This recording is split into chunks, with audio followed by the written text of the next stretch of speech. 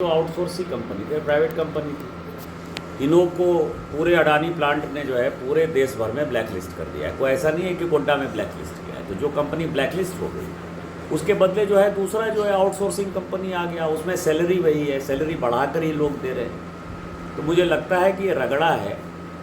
और यदि इसी तरह का हुआ तो अभी दो उदाहरण है। गोड्डा में जिंदल प्लांट आया, जिंदल में लोग नौकरी करते थे, इसी तरह से आंदोलन करते थे लोग। जिंदल आज बंद हो गया, सभी निपनिया और मखना के लोग जो है सभी बेरोजगार होकर घूम रहे हैं, सुंदर पहाड़ी के लोग, गोड्डा के लोग। अब लौपाला जो है हमारे यहाँ मधुपुर में था, इसी तरह से सारे नेता जाते थे, वेतन बढ़ाओ, वेतन बढ़ाओ, वेतन बढ़ाओ। लौपाला बंद करके चला गया, न वेतन रहा। 10,000 कर्मचारी जो है आज बेरोजगार हो गए। 1,000 कर्मचारी तो लौपाला के थे जो आज बेचारे बेरोजगार हैं रोड पर। जैसे अडानी को कोई शौक नहीं है गोड्डा में रहने। यदि ये लोग आंदोलन करेंगे बंद करके, अडानी चला जाएगा। अडानी क्या लेता है यहाँ से? ज़मीन यदि लिया तो रैयतों को पैसा दिया, कोयला जो है बाहर से लेके आता है, पानी जो है वो बाहर से लेके आ रहा है, बिजली वो बाहर से लेके आ रहा है। क्या ले रहा है? रैयतों का कहना है कि उन्होंने अपना 5.5 लाख रुपए छोड़ा था और बदले में नौकरी का वादा किया गया था। कब 5.5 लाख रुपया छोड़ा था? जिसको उन्होंने नौकरी का वादा किया होगा उसको नौकरी उन्होंने दिया होगा। ऐसा थोड़ा है कि नौकरी नहीं दिया होगा। अभी सीमेंट प्लांट आना है, सीमेंट प्लांट के लिए झगड़ा जो है, मैंने तो आज डीसी साहब को कहा है कि एक तो कितने लोग नौकरी करते हैं, कितने रैयत हैं, ये सभी की लिस्ट आप ले लीजिए। दूसरा हमने कहा है कि कितने स्थानीय लोग हैं, कितने बाहर के लोग हैं, उसका आप जो है हिसाब किताब ले लीजिए। तीसरा मैंने कहा है कि जनप्रतिनिधि पिछले 5 साल कितना CSR में उनके नाम पर पैसा खर्चा हुआ है, कितना उनको व्यक्तिगत पैसा गया है, कितना उनके गाड़ी छकड़ा डीजल पेट्रोल भराने में पैसा गया है, कितना प्रशासन के लोगों को पैसा गया है, उसका एक लेटर जो है आप अडानी को दीजिए और अडानी से जो है पता करिए। यदि निशिकांत दुबे ने पैसा लिया होगा तो पता चलेगा। और फिर सारे लोगों के चेहरे जो है, कौन से जिला अध्यक्ष हैं, किस पार्टी के जिला अध्यक्ष हैं, किस पार्टी के कार्यकर्ता हैं, वो सब पता चलेगा। किनकी बीवी पेरोल पर है, किसके बेटे पेरोल पर है, किसके दामाद पेरोल पर है, सब पता चलेगा। तो हमने कहा है कि ये गोड्डा के लोगों को जानने का अधिकार है और गोड्डा के लोग ये जाने। और जो भी आंदोलन कर रहे हैं, मेरा सबों से आग्रह होगा कि वो आंदोलन आज त्याग दें और अब चुपचाप जो है अपने काम पे चले जाएं, नहीं तो फैक्ट्री बंद करने से उनको कोई फायदा नहीं। इस लड़ाई का परिणाम निकलने वाला है और मैं आप अडानी को खुले शब्दों में, चुनौती भरे शब्दों में चेतावनी देना चाहता हूं कि 14 तारीख बाबा साहब का न्याय दिवस है, अंबेडकर जयंती। अगर 14 तारीख को तुमने अगर इसके अस्थायी समाधान का घोषणा 14 तक नहीं किया तो 15 के बाद न तो तुम्हारा कोयला आएगा, न तो तुम कहीं बाहर जाओगे।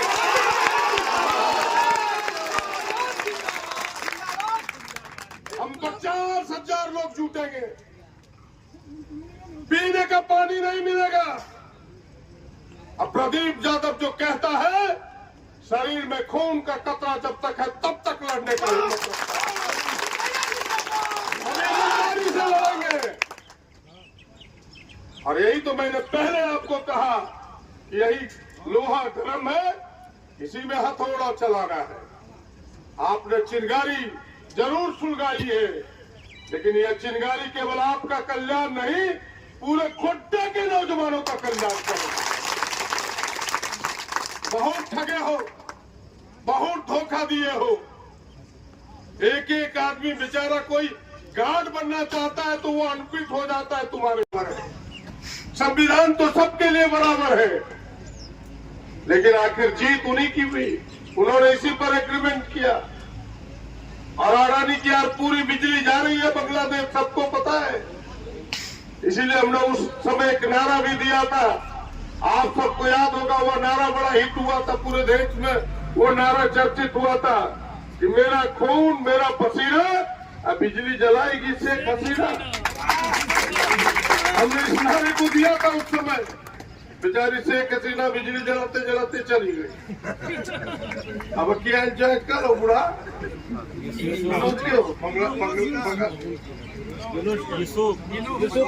यूसुफ खा वो यूनिस का ये बात है। तो कहानी ये है, मेरे लड़ाई का ये था। तीसरा मेरा था कंपनी बैठेगा तो 100% नौकरी झारखंड में ही पहले लैंड लूजर को पहली प्राथमिकता देनी होगी। दूसरा, लैंड लूजर के बाद बचेगा इस 10 किलोमीटर के अंदर जो प्रभावित गांव है उनके परिवार के नौजवानों को, नवयुवतियों को देना होगा। और इससे बचेगा तब गोड्डा के लोगों को देना होगा, और इससे बचेगा तब दुमका, देवघर, पाकुड़ और साहबगंज बचेगा, तब झारखंड। यहां तो 4 लैंड लूजर को दिया, 5वां देवघर से तुरंत एयरपोर्ट पर टपकी गए। और कोई एसओपी नहीं, कोई नियम नहीं। प्रदीप यादव किसी का बोल दिया तो प्रदीप यादव का चला जाएगा। ये क्या है? 5 वैकेंसी है तुम्हारे पास, 5 वैकेंसी निकालो, और उसमें पहला शर्त तो कि भाई ये 4 वैकेंसी 10 किलोमीटर की परिधि के लिए है। ये अगर मिल गया लड़के तो पहले इस 10 किलोमीटर लैंड लूजर को हम देंगे, बचेगा तो फिर गोड्डा को देंगे, तब हम गोड्डा के बाहर देंगे नियम के तहत। लेकिन यहाँ करते हो कि न यादव जी लिखेगा तो उसके कहने पर दुबे जी कहेगा तो एक तो एकरा, एक तो है गोसाई के, एक तो है देवता के, एक तो है देवी के। यहाँ तो कहानी यही है।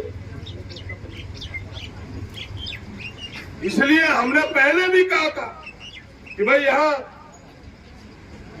रोजगार के लिए रखा हुआ है, जहाँ लोग अपने दर्ज कराते कि हम पढ़ लिख करके बेरोजगार है। क्या बोलते हैं उस ऑफिस को? Exchange office. नियोजनालय कौन बुझता, अंग्रेजी बोलवत शब्द बुझता।